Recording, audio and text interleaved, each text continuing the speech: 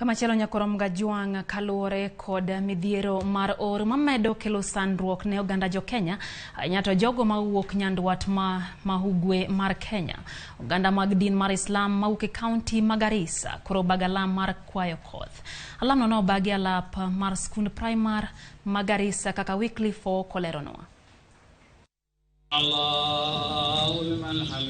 E alap mar skund primar ma Garissa, jokanyo mar din Islam tero alam mar ywayo koth.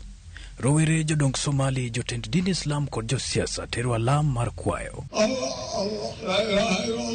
Ma kalure kod midhiero mar oro mamedo kelo sandruok ne jodak makono.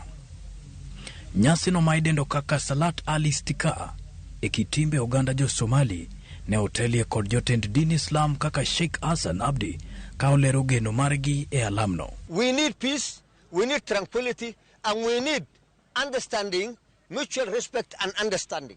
That is what we need within societies. Jotend siasa kama utingo governor Magarissa Nathif Jama bende ne oyuoro e alamno ka kwayo mare kuom jopiny en dhi nyime tero alam mar kelo koth. The only thing really that can help us is rains.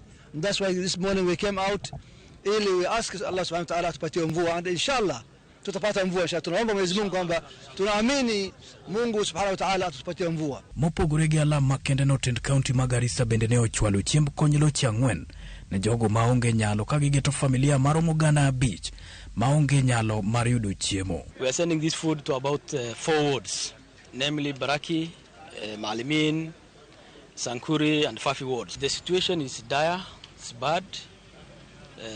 The drought has really taking toll on our people. County ma Garissa en achiel kuom gwenge ma oro gi kech liye ka oganda maloyo gana 378 oyaro badgi ne kony moro amora manyalo gayo gi kuom kech.